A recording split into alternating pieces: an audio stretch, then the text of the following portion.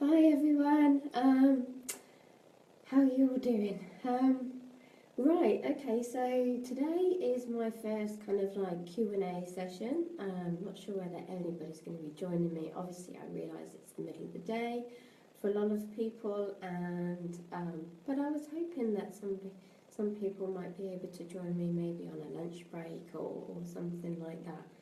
So, but just until I sort of see if somebody's going to join me, I thought I'd talk to you about my appearance on live radio last week, and it went really, really well. I was really pleased. I was really nervous, um, but basically, while we were talking, while we were doing the interview, the guy asked me what my lowest weight was and what I ate.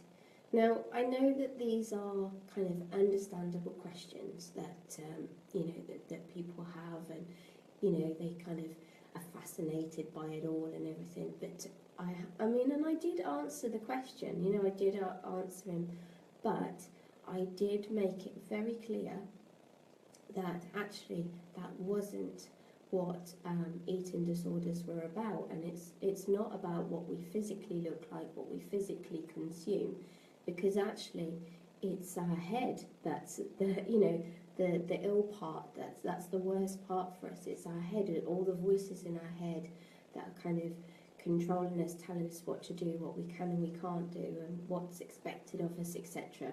That's what provides the torture. That's what really we struggle with, and it just happens to be that it then transpires into food, etc.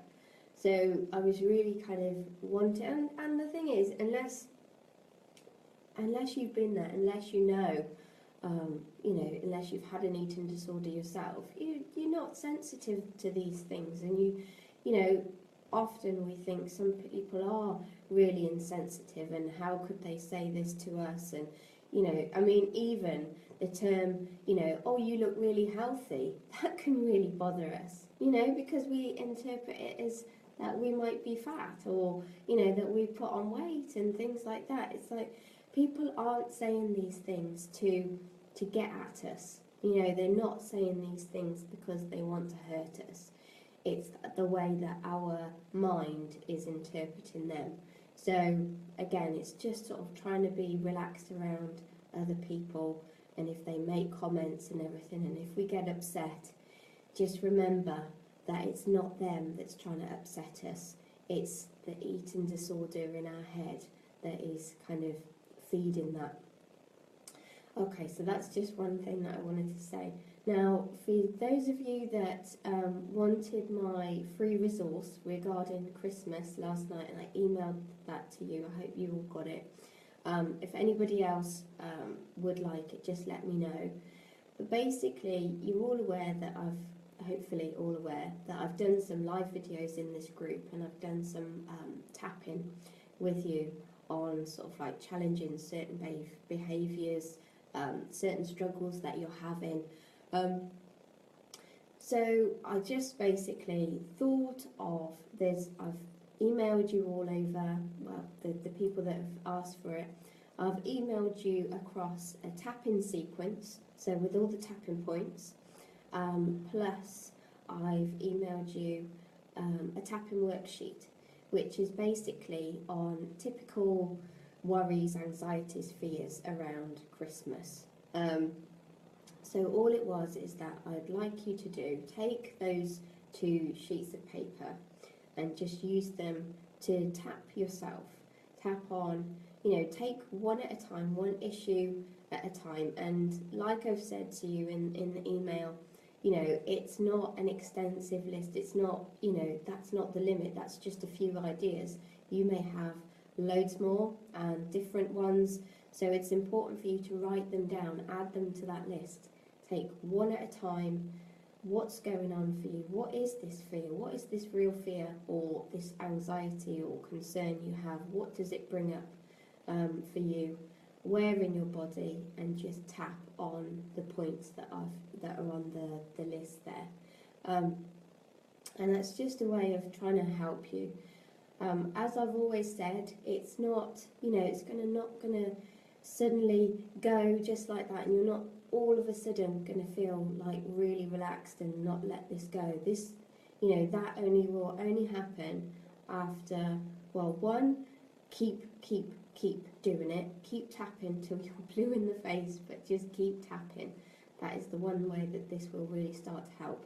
But the other is the mindset work, working on negative beliefs, past events that you're still struggling with.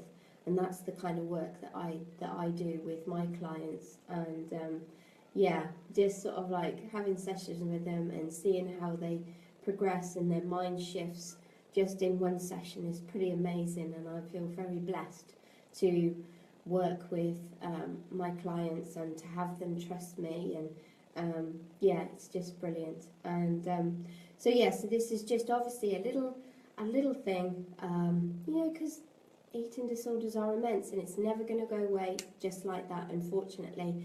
And as I've said before, I'd love to have a magic wand and just be able to make you guys feel so much better, and to see yourself as other people see you. See how beautiful you are on the inside and the outside.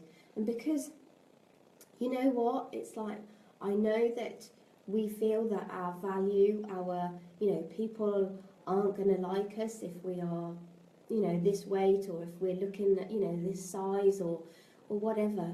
But just think about the kind of people that you like in your life, the people that you care about. There may have been, say, like, I don't know, like a romantic relationship is the same, it's the same as sort of like a platonic relationship, even, your girlfriends. When we kind of first meet somebody, yes, there can be some sort of like attraction, and you kind of, see if you get on.